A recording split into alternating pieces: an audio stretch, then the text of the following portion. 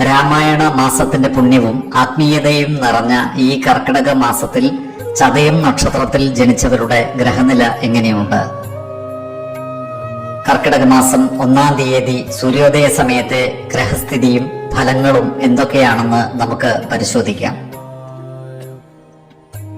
ഗ്രഹനില ശ്രദ്ധിച്ചാൽ മീനത്തിൽ ശനി, ഇടവത്തിൽ കുജൻ, മിഥുനത്തിൽ ബുധൻ, സ്വന്തം രാശിയായ കർക്കിടകത്തിൽ ആദിത്യനും വ്യാഴവും, ചിങ്ങത്തിൽ ശുക്രൻ, ചന്ദ്രൻ, കേതു, ഗുളികൻ, കുംഭത്തിൽ രാഹു എന്നിങ്ങനെയാണ് ഗ്രഹങ്ങളുടെ നിൽപ്പ്. ഈ ഗ്രഹവിന്യാസം ചതയം നക്ഷത്രക്കാർക്ക് നൽകുന്ന ഫലങ്ങൾ എന്തൊക്കെയാണെന്ന് വിശദമായി പരിശോധിക്കാം. ചതയം നക്ഷത്രക്കാർക്ക് കർക്കിടക മാസം സമ്മിശ്ര ഫലങ്ങളാണ് നൽകുന്നത്. ജന്മനക്ഷത്രത്തിന് 6-ാം ഭാവത്തിൽ നിൽക്കുന്ന രാഹുവും കർക്കിടകത്തിലെ വ്യാഴത്തിന്റെയും സൂര്യന്റെയും സാന്നിധ്യവും ജീവിതത്തിൽ പല സുപ്രധാന മാറ്റങ്ങൾക്കും വഴി തുറക്കുന്നതാണ്. ഈ മാസം നിങ്ങൾ കൂടുതൽ ക്ഷമയോടെ കാര്യങ്ങളെ സമീപിക്കേണ്ടതുണ്ട്. കർക്കിടകത്തിൽ നിൽക്കുന്ന സൂര്യന്റെയും വ്യാഴത്തിന്റെയും സ്വാധീനം നിങ്ങളുടെ കർമ്മമണ്ഡലത്തിൽ വലിയ ഊർജം പകരുന്നതാണ്. എന്നാൽ രാഹുവിന്റെ കുംഭത്തിലെ സ്ഥിതി ആരോഗ്യകാര്യങ്ങളിലും മനസ്സിന്റെ അസ്വസ്ഥതകളിലും അല്പം ശ്രദ്ധ ആവശ്യപ്പെടുന്നുണ്ട്. കർമ്മരംഗത്ത് ഈ മാസം തിരക്കുകൾ വർദ്ധിക്കുന്നതാണ്. ഔദ്യോഗികമായി പുതിയ ചുമതലകൾ ലഭിക്കുവാനും ജോലിയിൽ ഉന്നതരുടെ പ്രീതി പിടിച്ചുപറ്റുവാനും അവസരം ലഭിക്കുന്നതാണ്.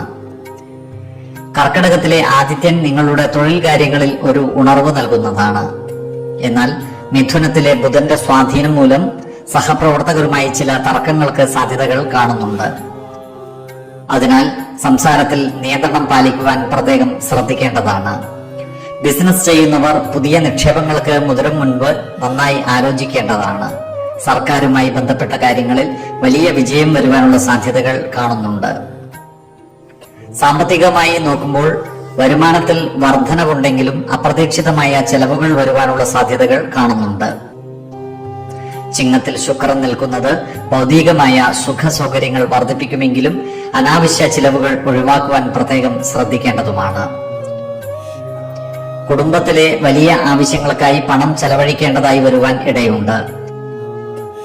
ഇടവത്തിലെ കുജന്റെ സാന്നിധ്യം വസ്തു ഇടപാടുകളിൽ ലാഭം നൽകുമെങ്കിലും രേഖകൾ കൃത്യമാണെന്ന് ഉറപ്പുവരുത്തുവാൻ പ്രത്യേകം ശ്രദ്ധിക്കേണ്ടതാണ്.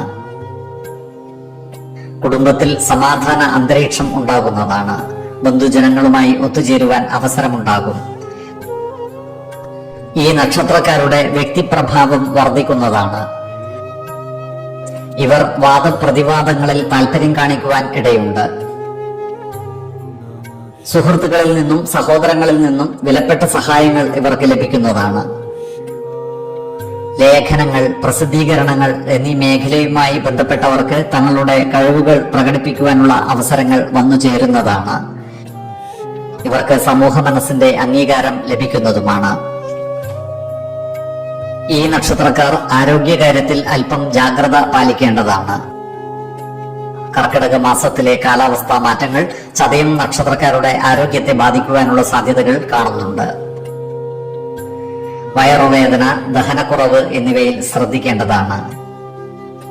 പതിവായുള്ള വ്യായാമങ്ങളും ആയുർവേദ രീതികളും ഈ മാസം പരീക്ഷിക്കുന്നത് ഗുണകരമായിരിക്കും. മാനസിക സമ്മർദ്ദം കുറക്കാൻ ധ്യാനമോ യോഗയോ ചെയ്യുന്നത് ഗുണകരമായിരിക്കും. കർക്കിടക മാസത്തിലെ ദോഷഫലങ്ങൾ കുറക്കുന്നതിനും ഗുണഫലങ്ങൾ വർദ്ധിപ്പിക്കുന്നതിനുമായി ഈ നക്ഷത്രക്കാർക്ക് ചില പരിഹാര കർമ്മങ്ങൾ ചെയ്യാവുന്നതാണ്. ഏറ്റവും പ്രധാനമായി വായുദേവനെ ആരാധിക്കേണ്ടതാണ്.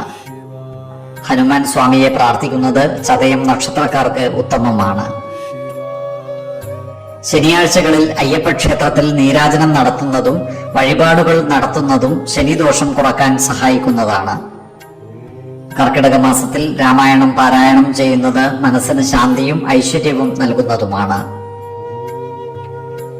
ചുരുക്കത്തിൽ ഈ കർക്കിടക മാസം ചതയം നക്ഷത്രക്കാർക്ക് നേട്ടങ്ങളുടെയും സന്തോഷത്തിന്റെയും ഒരു മാസമാകുവാനുള്ള സാധ്യതകൾ കാണുന്നുണ്ട്. കർക്കിടക മാസത്തിലെ 6, 12, 24 തീയതികൾ അനുകൂലമാണ്. ഓരോ വ്യക്തികളും ജനിച്ച സമയത്തെ അടിസ്ഥാനമാക്കിയുള്ള ജാതകത്തിലെ ഗ്രഹനില അനുസരിച്ച് ഗുണദോഷ ഫലങ്ങളിൽ ഏറ്റക്കുറച്ചിലുകൾ ഉണ്ടാകുന്നതാണ്. ഏത് പ്രതിസന്ധികളെയും ആത്മവിശ്വാസത്തോടും ശുഭ ചിന്തകളോടും കൂടി നേരിടുക. വിഹാരമില്ലാത്ത ഒരു പ്രശ്നവുമില്ല എന്നറിയുക. കുടുംബ ദേവതകളെ ഉപാസിക്കുന്നതും ഇഷ്ടദേവതാ മന്ത്രം 108 തവണ ദിനംതോറും ലിഖിത ജപം ചെയ്തു വരുന്നതും ദോഷശാന്തിക്ക് ഉത്തമമാണ്. ആയുരാരോഗ്യ സൗഖ്യത്തിനായുള്ള നിത്യ പ്രാർത്ഥനയിൽ ഉൾപ്പെടുത്താൻ ആഗ്രഹിക്കുന്നവർ പേരും വയസ്സും നക്ഷത്രവും കമന്റ് ബോക്സിൽ രേഖപ്പെടുത്തുക. സർവേശ്വര അനുഗ്രഹത്താൽ സർവ്വകാര്യങ്ങളും മംഗളകരമാകും.